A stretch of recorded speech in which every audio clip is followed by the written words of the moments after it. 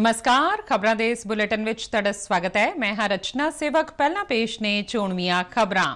प्रधानमंत्री नरेंद्र मोदी अमरीका ते मिस्र दे 5 दिनां दौरे ते कल होणगे रवाना। 21 जून नूं कौमांतरी योग दिवस दे समागमां दी करनगे अगवाई। अमरीका वसदे भारती मूल दे लोकां विच प्रधानमंत्री दी फेरी नूं लैके उत्साह।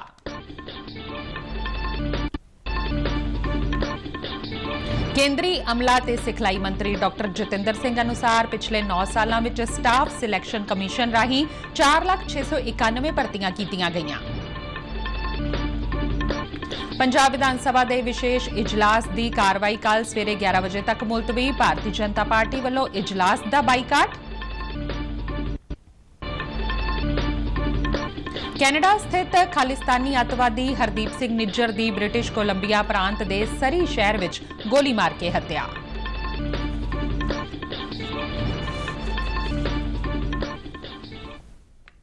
ते हुण खबरां विस्तार नाल।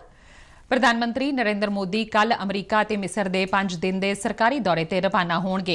नवीं दिल्ली विच मीडिया नूं जानकारी दिंदिआं विदेश सकत्तर विनय मोहन क्वात्रा ने कहा कि अमरीकी राष्ट्रपति जो बाइडेन अते प्रथम अमरीकी महिला डॉक्टर जिल बाइडेन दे सद्दे उपर प्रधानमंत्री मोदी इस महीने दी 21 तो 23 तरीक तक अमरीका दे सरकारी दौरे ते होणगे।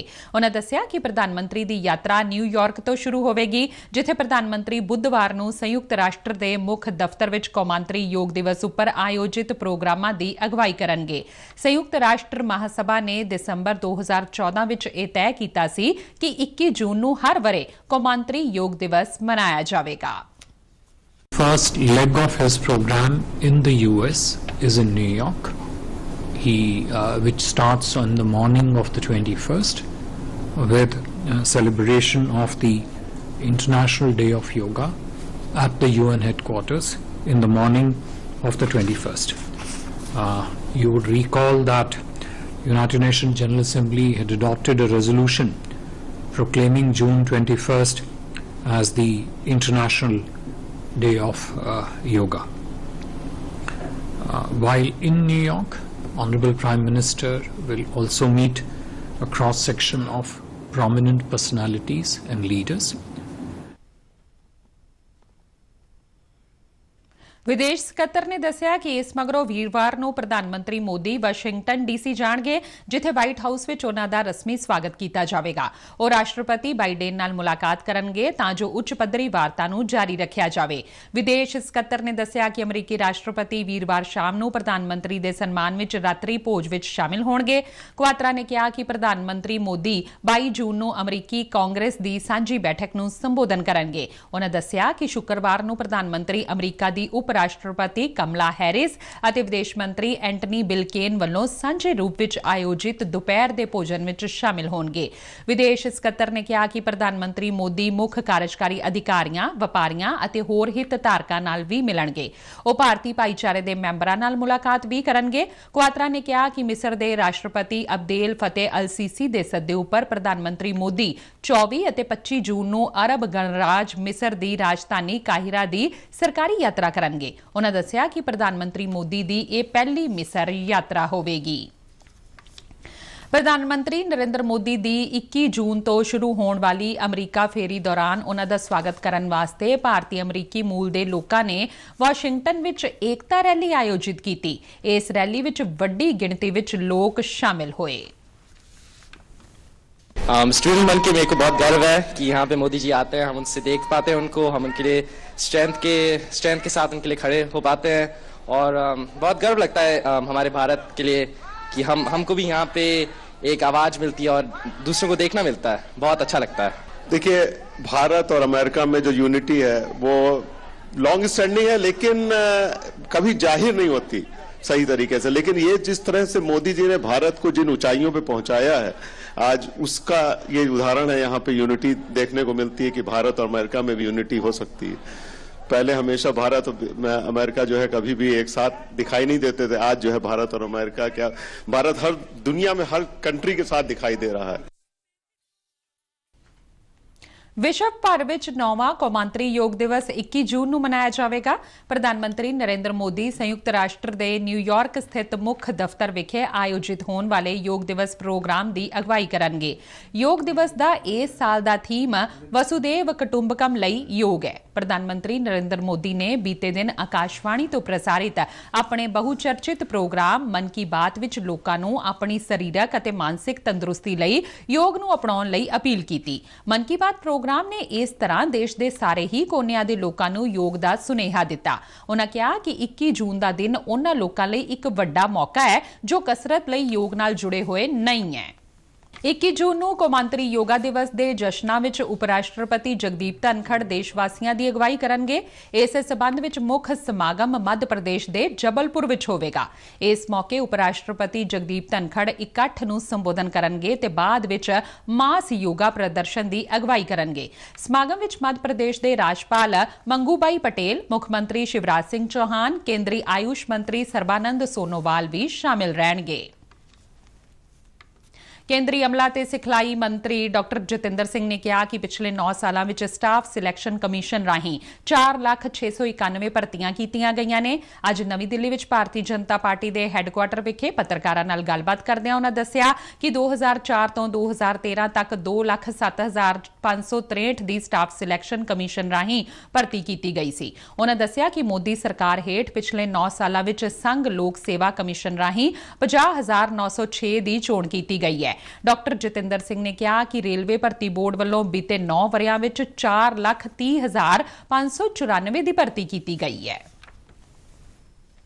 The only government which has followed a pattern of mass recruitments, mass promotions.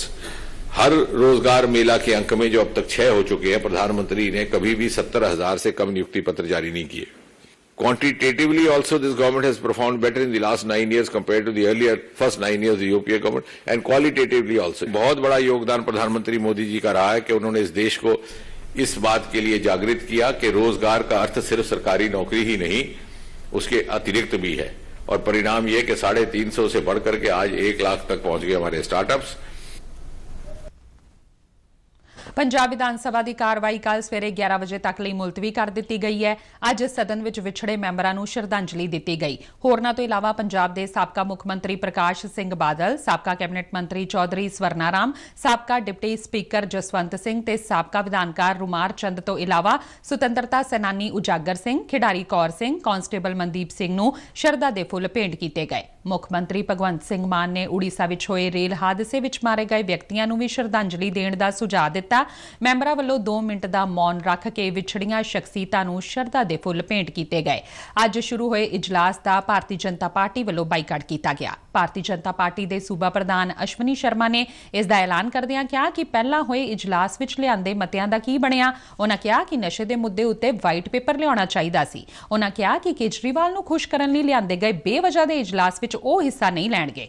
Congress ਵਿਧਾਇਕ ਪ੍ਰਗਟ ਸਿੰਘ ਨੇ ਕਿਹਾ ਕਿ ਗੁਰਦੁਆਰਾ ਐਕਟ ਕੇਂਦਰੀ ਐਕਟ ਹੈ ਤੇ ਇਸ ਵਿੱਚ ਹੋਰ ਸੂਬਿਆਂ ਦਾ ਵੀ ਸਬੰਧ ਹੈ। ਚੰਡੀਗੜ੍ਹ ਵਿੱਚ ਪ੍ਰਗਟ ਸਿੰਘ ਨੇ ਕਿਹਾ ਕਿ ਸ਼੍ਰੋਮਣੀ ਕਮੇਟੀ ਸੋਧ ਲਿਆ ਸਕਦੀ ਹੈ, ਸਰਕਾਰ ਨੂੰ ਅਜਿਹਾ ਕੋਈ ਹੱਕ ਨਹੀਂ ਹੈ। ਉਨ੍ਹਾਂ ਕਿਹਾ ਕਿ ਬਿਹਤਰ ਹੁੰਦਾ ਕਿ ਜੇ ਇਜਲਾਸ ਲੋਕ ਮਸਲਿਆਂ ਦੇ ਹੱਲ ਲਈ ਬੁਲਾਇਆ ਜਾਂਦਾ। ਵਿਧਾਨ ਸਭਾ ਦੇ ਬਾਹਰ ਪੱਤਰਕਾਰਾਂ ਨਾਲ ਗੱਲਬਾਤ ਕਰਦਿਆਂ ਕਾਂਗਰਸ ਦੇ ਵਿਧਾਇਕ ਰਾਣਾ ਗੁਰਜੀਤ ਸਿੰਘ ਨੇ ਕਿਹਾ ਕਿ ਗੁਰਬਾਣੀ ਪ੍ਰਸਾਰਣ ਦੇ ਮੁੱਦੇ ਤੇ ਸਰਕਾਰ ਨੂੰ ਸਿੱਖ ਵਿਚਾਰਕਾਂ ਅਤੇ ਮਾਹਰਾਂ ਦੀ ਰਾਏ ਲੈਣੀ ਚਾਹੀਦੀ ਹੈ। ਉਨ੍ਹਾਂ ਕਿਹਾ ਕਿ ਸਰਕਾਰ ਨੂੰ ਇਸ ਤਰ੍ਹਾਂ ਧਾਰਮਿਕ ਮਾਮਲਿਆਂ ਵਿੱਚ ਦਖਲ ਨਹੀਂ ਦੇਣਾ ਚਾਹੀਦਾ।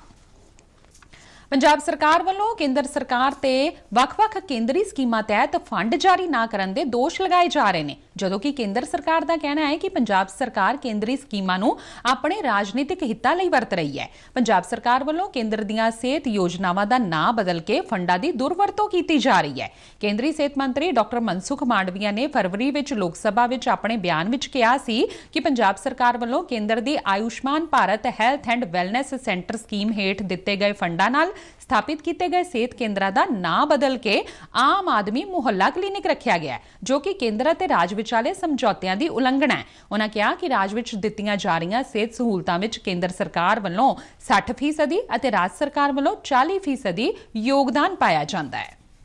पंजाब में ये सारी व्यवस्था और इंफ्रास्ट्रक्चर खड़ा हो गया था और उसके ऊपर जाके नाम लिख दिया मोहल्ला क्लिनिक, और सारी भारत सरकार का पैसे का उपयोग हो रहा है। ऐसा करने से कोई फायदा नहीं, ऐसा नहीं करना चाहिए। और इसलिए उसको भी पत्र लिखा गया है।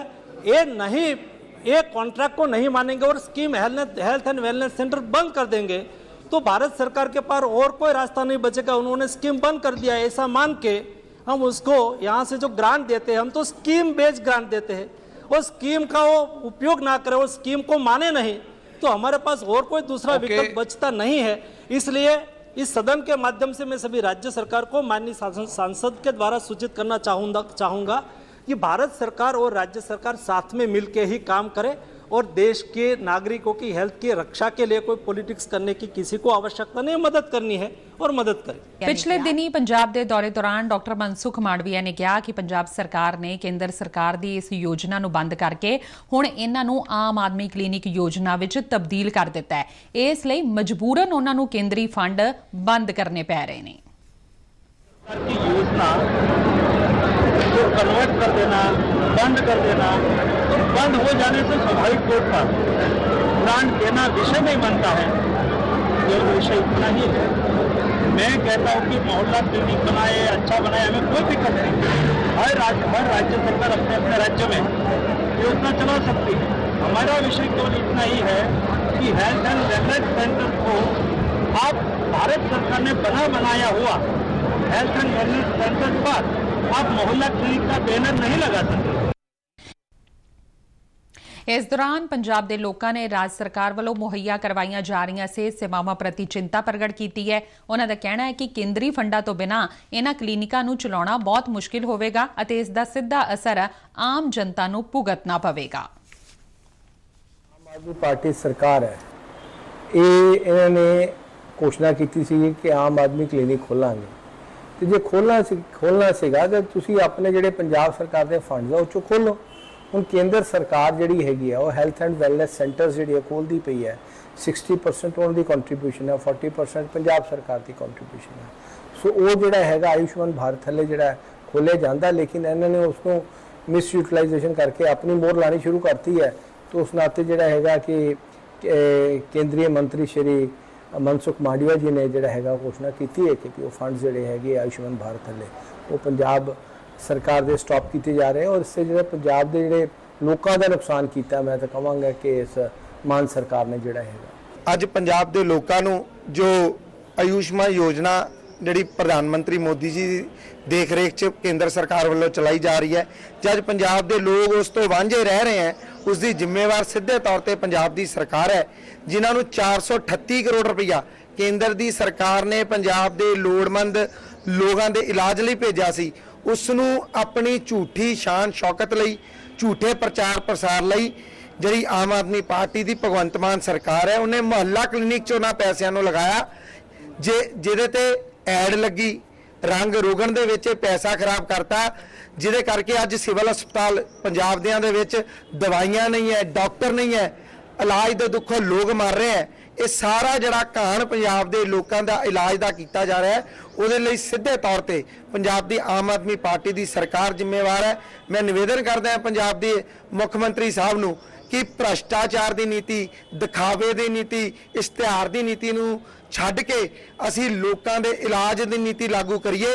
ਜਿਹੜੇ ਪੈਸੇ ਕੇਂਦਰ ਦੀ ਸਰਕਾਰ ਪੰਜਾਬ ਦੇ ਲੋਕਾਂ ਲਈ ਭੇਜ ਰਹੀ ਹੈ, ਉਹਨਾਂ ਪੈਸਿਆਂ ਦੇ ਨਾਲ ਪੰਜਾਬ ਤੇ ਪੰਜਾਬੀਆਂ ਦਾ ਇਲਾਜ ਕਰਾਈਏ। ਸਿਸਟਮ ਜਿਹੜਾ ਚੱਲ ਰਿਹਾ ਸੀਗਾ, ਤੁਸੀਂ ਆਪਣਾ ਨਾਮ ਲਗਾਉਣ ਵਾਸਤੇ ਤੁਸੀਂ ਸਿਸਟਮ ਕਿਵੇਂ ਬਦਲ ਸਕਦੇ ਹੋ? ਤਰੀਕੇ ਨਾਲ ਸਿਸਟਮ ਬਣਿਆ ਹੁੰਦਾ ਹੈਗਾ। ਇਸ ਤਰ੍ਹਾਂ ਨਹੀਂ ਹੋ ਸਕਦਾ ਕਿ ਤੁਸੀਂ ਓਵਰਨਾਈਟ ਡਿਸਾਈਡ ਕਰ ਲਓ ਕਿ ਭਾਈ ਅਸੀਂ ਇਹ ਨਹੀਂ ਕਰਨਾ, ਅਸੀਂ ਦੂਜੇ ਤਰਫ ਜਾਣਾ ਹੈ। ਨਰਮੇ ਦੀ ਬਿਜਾਈ ਲਈ ਅਬੋਹਰ ਦਾ ਇਲਾਕਾ ਪੰਜਾਬ ਵਿੱਚ ਹੀ ਨਹੀਂ ਦੇਸ਼ ਭਰ ਵਿੱਚ ਪ੍ਰਸਿੱਧ ਹੈ। ਇਸ ਵਾਰ ਪਿੰਡ ਤੇਲੂਪੁਰਾ ਵਿੱਚ ਨਰਮੇ ਦੀ ਫਸਲ ਉੱਪਰ ਗੁਲਾਬੀ ਸੁੰਡੀ ਦਾ ਹਮਲਾ ਹੋਣ ਕਾਰਨ ਫਸਲ ਨੂੰ ਭਾਰੀ ਨੁਕਸਾਨ ਪੁੱਜਿਆ ਹੈ। ਜਾਣਕਾਰੀ ਮਿਲਣ ਤੇ ਖੇਤੀ ਵਿਭਾਗ ਦੇ ਅਧਿਕਾਰੀ ਮੌਕੇ ਤੇ ਪੁੱਜੇ ਤੇ ਫਸਲ ਦਾ ਜਾਇਜ਼ਾ ਲਿਆ। ਕਿਸਾਨਾਂ ਨੇ ਦੱਸਿਆ ਕਿ ਉਹਨਾਂ ਨੇ ਠੇਕੇ ਉੱਪਰ ਜ਼ਮੀਨ ਲੈ ਕੇ ਨਰਮੇ ਦੀ ਬਿਜਾਈ ਕੀਤੀ ਸੀ। ਨਰਮਾ ਅਜੇ 1.5 ਤੋਂ 2 ਫੁੱਟ ਦਾ ਹੀ ਹੋਇਆ ਸੀ ਤੇ ਉਸ ਉੱਪਰ ਗੁਲਾਬੀ ਸੁੰਡੀ ਦਾ ਹਮਲਾ ਹੋਣ ਦੇ ਨਾਲ ਹਰੀ ਸੁੰਡੀ ਤੇ ਪੱਤਾ ਮਰੋੜ ਨੇ ਵੀ ਨਰਮੇ ਨੂੰ ਆਪਣੀ ਚਪੇਟ ਵਿੱਚ ਲੈ ਲਿਆ ਹੈ। ਗੁਲਾਬੀ ਸੁੰਡੀ ਦਾ ਬਹੁਤ ਜ਼ਿਆਦਾ ਅਟੈਕ ਹੈ। ਪਿਛਲੇ ਜਿਹੜੇ ਸਾਨੂੰ ਚਿੱਟੀ ਮੱਖੀ ਦਾ ਅਟੈਕ ਸੀ ਤੇ ਇਸ ਵਾਰ ਗੁਲਾਬੀ ਸੁੰਡੀ ਦਾ ਜੀ। ਅਸੀਂ ਦੂਜਾ ਆਪਣੇ ਸਪਰੇਵਾਂ ਵੀ ਕਰ ਚੁੱਕੇ ਹਾਂ, ਪ੍ਰੋਗਲਨ ਸਪਰੇਅ ਕੀਤੀ, ਉਸ ਦਾ ਸਾਨੂੰ ਕੋਈ ਰਿਜ਼ਲਟ ਨਹੀਂ ਮਿਲਿਆ ਜੀ। ਮੰਗ ਇਹ ਸਾਨੂੰ ਇਸ ਦਾ ਕੋਈ ਨਾ ਕੋਈ ਇਲਾਜ ਦੱਸਿਆ ਜਾਵੇ, ਸਪਰੇਵਾਂ ਦਿੱਤੀਆਂ ਜਾਣ ਸਾਨੂੰ ਤੇ ਸਪਰੇਆਂ ਕਰਾਈਆਂ ਰਹਿ ਨੇ। ਬਹੁਤ ਜ਼ਿਆਦਾ ਅਟੈਕ, ਹਰੇਕ ਫੁੱਲ ਦੇ ਵਿੱਚ ਅਟੈਕ ਹੈ ਜੀ ਗੁਲਾਬੀ ਸੁੰਡੀ ਦਾ। ਗੁਲਾਬੀ ਸੁੰਡੀ ਦਾ ਬਹੁਤ ਜ਼ਿਆਦਾ ਅਟੈਕ ਹੈਗਾ ਜੀ। ਇਸ ਭਰਾ ਨੇ ਠੇਕੇ ਲਈ ਹੈ ਜ਼ਮੀਨ ਜੀ, ਮੇਰੇ ਕੋਲ ਵੀ ਨਰਮਾ ਆਪਦਾ ਖੁਦ ਦਾ ਹੈਗਾ ਜੀ, ਉਹਦੇ 'ਚ ਬਹੁਤ ਜ਼ਿਆਦਾ ਅਟੈਕ ਹੈਗਾ ਜੀ। ਸਰਕਾਰ ਨੂੰ ਅਪੀਲ ਹੈਗੀ ਕਿ ਸਰਕਾਰੀ ਟੀਮਾਂ ਭੇਜ ਕੇ ਤੇ ਇਹਦਾ ਵੱਧ ਤੋਂ ਵੱਧ ਕੋਈ ਇਲਾਜ ਦੱਸਿਆ ਜਾਵੇ ਜੀ। ਸਰਕਾਰ ਤੋਂ ਮੰਗ ਕਰਦੇ ਹਾਂ ਵੀ ਸਰਕਾਰੀ ਟੀਮ ਭੇਜ ਕੇ ਗੁਲਾਬੀ ਸੁੰਡੀ ਤੇ ਹਰੀ ਸੁੰਡੀ ਦਾ ਬਚਾਅ ਲਈ ਟੀਮ ਭੇਜੀ ਜਾਵੇ ਤੇ ਇਹਦਾ ਉਪਾਅ ਦੱਸਿਆ ਜਾਵੇ ਤੇ ਕੋਈ ਵਧੀਆ ਦਵਾਈ ਦਿੱਤੀ ਜਾਵੇ। ਖੇਤੀ ਵਿਭਾਗ ਦੇ ਅਧਿਕਾਰੀ ਗਗਨਦੀਪ ਸਿੰਘ ਨੇ ਦੱਸਿਆ ਕਿ ਗੁਲਾਬੀ ਸੁੰਡੀ ਦਾ ਜ਼ਿਆਦਾਤਰ ਹਮਲਾ ਨਰਮੇ ਦੀ ਅਗੇਤੀ ਫਸਲ ਉੱਪਰ ਦੇਖਣ ਨੂੰ ਮਿਲ ਰਿਹਾ ਹੈ। ਇਹ ਸਰਵੇ ਅਸੀਂ ਜਿਹੜਾ ਡੇਲੀ ਕਰ ਰਹੇ ਹਾਂ ਗੁਲਾਬੀ ਸੁੰਡੀ ਦੇ ਰਿਲੇਟਡ ਪਿਛਲੇ 10-15 ਦਿਨਾਂ ਤੋਂ ਸਾਨੂੰ ਨੋਟਿਸ ਦੇ ਵਿੱਚ ਆਇਆ ਕਿ ਅਗੇਤੇ ਨਰਮੇ ਜਿਹੜੇ ਵੀ ਹੈ ਜਿਨ੍ਹਾਂ ਦੇ ਵਿੱਚ ਕੀ ਹੈ ਫੁੱਲ ਫਲਾਕਾ ਆ ਗਿਆ, ਉਹਨਾਂ ਦੇ ਵਿੱਚ ਸੁੰਡੀ ਦਾ ਜਿਹੜਾ ਉਹ ਅਟੈਕ ਸਾਨੂੰ ਮਿਲਿਆ, ਜਿਹਦੇ ਰਿਗਾਰਡਿੰਗ ਅਸੀਂ ਕੀ ਆ ਆਪਣੇ ਉੱਚ ਅਧਿਕਾਰੀਆਂ ਨੂੰ ਵੀ ਇਨਫੋਰਮ ਕੀਤਾ ਹੋਇਆ ਹੈ, ਜਿਹਦੇ ਬਾਬਤ ਉਹਨਾਂ ਵੱਲੋਂ ਵੀ ਐਡਵਾਈਜ਼ਰੀ ਜਾਰੀ ਕਰ ਦਿੱਤੀ ਗਈ ਹੈ ਤੇ ਜਿਹੜੀ ਵੀ ਸਾਡੀ VC ਵਗੈਰਾ ਹੁੰਦੀ ਹੈ ਉਹਦੇ ਵਿੱਚ ਵੀ ਅਸੀਂ ਇਨਫੋਰਮ ਕਰਤਾ ਸੀ। ਜਿਹੜੀ ਐਡਵਾਈਜ਼ਰੀ ਹੈ ਉਹ ਸਾਡੇ ਚੀਫ ਸਾਹਿਬਾਨ ਵੱਲੋਂ ਵੀ ਜਿਹੜੀ ਹੈ DPRO ਫਾਜ਼ਿਲਕਾ ਦੇ ਪੇਜ ਦੇ ਉੱਪਰ ਆ ਗਈ ਹੈ, ਜਿਹਦੇ ਵਿੱਚ ਕੀ ਹੈ ਸ਼ੁਰੂਆਤੀ ਅਵਸਥਾ ਦੇ ਵਿੱਚ ਜਿਹੜੀਆਂ 4 ਸਪਰੇਆਂ ਦੀ ਜਿਹੜੀ ਰਿਕਮੈਂਡੇਸ਼ਨਸ ਦਿੱਤੀ ਗਈ ਹੈ। ਕੈਨੇਡਾ ਸਥਿਤ ਖਾਲਿਸਤਾਨੀ ਅੱਤਵਾਦੀ ਹਰਦੀਪ ਸਿੰਘ ਨਿੱਜਰ ਦੀ ਬ੍ਰਿਟਿਸ਼ ਕੋਲੰਬੀਆ ਪ੍ਰਾਂਤ ਦੇ ਸਰੀ ਸ਼ਹਿਰ ਵਿੱਚ ਗੋਲੀ ਮਾਰ ਕੇ ਹੱਤਿਆ ਕਰ ਦਿੱਤੀ ਗਈ। ਪੰਜਾਬ ਵਿੱਚ ਅੱਤਵਾਦੀ ਹਮਲਿਆਂ ਦੀ ਕਥਿਤ ਸਾਜ਼ਿਸ਼ ਰਚਨ ਦੇ ਮਾਮਲੇ ਵਿੱਚ ਭਾਰਤ ਨੂੰ ਉਸ ਦੀ ਤਲਾਸ਼ ਸੀ। ਹਾਲ ਹੀ ਵਿੱਚ ਭਾਰਤ ਸਰਕਾਰ ਵੱਲੋਂ ਜਾਰੀ ਕੀਤੀ ਗਈ 40 ਹੋਰਨਾਂ ਅੱਤਵਾਦੀਆਂ ਦੀ ਸੂਚੀ ਵਿੱਚ ਨਿੱਜਰ ਦਾ ਨਾਮ ਹੀ ਸ਼ਾਮਲ ਸੀ।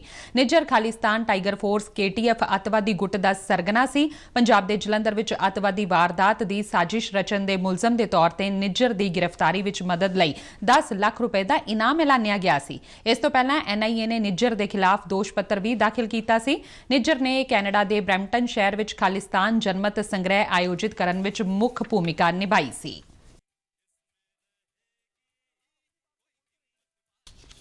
ਖਬਰਾਂ ਦੇ ਬੁਲੇਟਿਨ ਸਾਡੇ ਦਰਸ਼ਕ RNU DDK ਜਲੰਧਰ ਦੇ YouTube ਚੈਨਲ, Facebook ਪੇਜ ਅਤੇ Twitter ਹੈਂਡਲ ਤੇ ਵੀ ਦੇਖ ਸਕਦੇ ਨੇ।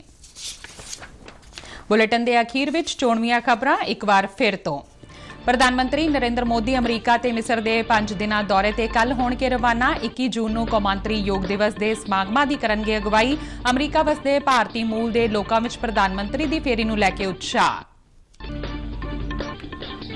ਕੇਂਦਰੀ ਅਮਲਾ ਤੇ ਸਿਖਲਾਈ ਮੰਤਰੀ ਡਾਕਟਰ ਜਤਿੰਦਰ ਸਿੰਘ ਅਨੁਸਾਰ ਪਿਛਲੇ 9 ਸਾਲਾਂ ਵਿੱਚ ਸਟਾਫ ਸਿਲੈਕਸ਼ਨ ਕਮਿਸ਼ਨ ਰਾਹੀਂ 4,691 ਭਰਤੀਆਂ ਕੀਤੀਆਂ ਗਈਆਂ। ਪੰਜਾਬ ਵਿਧਾਨ ਸਭਾ ਦੇ ਵਿਸ਼ੇਸ਼ ਇਜਲਾਸ ਦੀ ਕਾਰਵਾਈ ਕੱਲ ਸਵੇਰੇ 11 ਵਜੇ ਤੱਕ ਮੁਲਤਵੀ। ਭਾਰਤੀ ਜਨਤਾ ਪਾਰਟੀ ਵੱਲੋਂ ਇਜਲਾਸ ਦਾ ਬਾਈਕਾਟ।